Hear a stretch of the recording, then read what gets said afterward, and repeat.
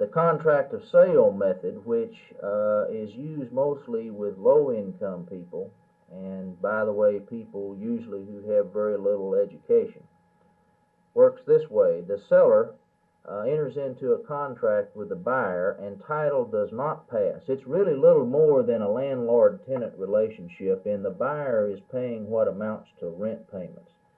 No title passes until such time as the buyer has made enough payments to equal the total value of the property, usually the total value of the property. Sometimes the contract provides that if the buyer has paid 1/2 the value of the property, then a deed will be executed and it'll be secured by a mortgage.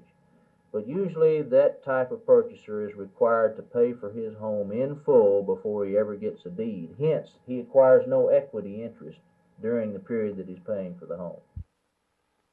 Now, how widespread is this contract of sale?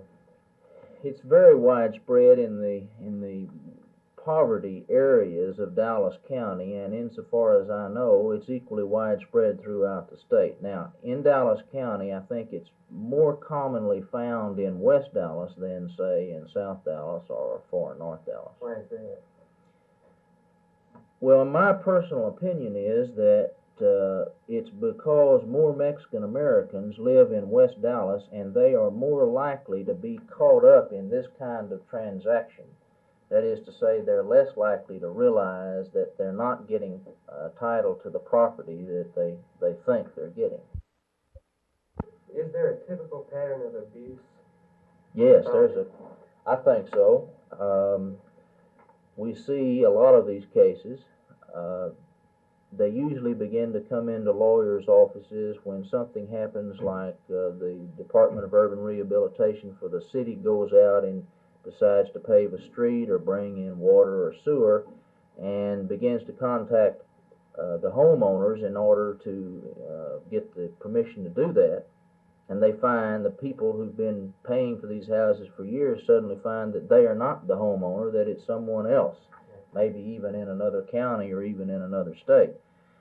Now, the pattern that we see involves, first of all, poor and inaccurate bookkeeping. Some of these people have been paying for years, and they don't know exactly how much they've paid, and neither does the person receiving the payments.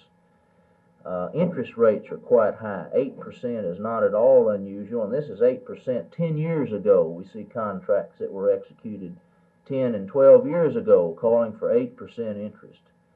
Not an illegal rate, but an unreasonable rate, I think.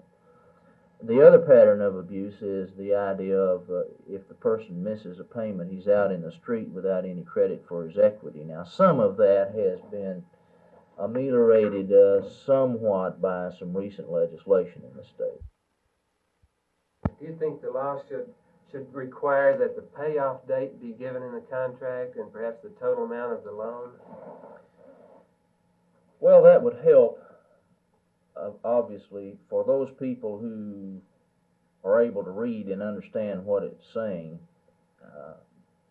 However, I think the best legislation would be to bar the contract altogether regardless of what it said, and let people buy houses on a deed like you and I do. This property under question changed hands last year, and I wonder if the present owner is obligated to honor those contracts of sale that already were in existence.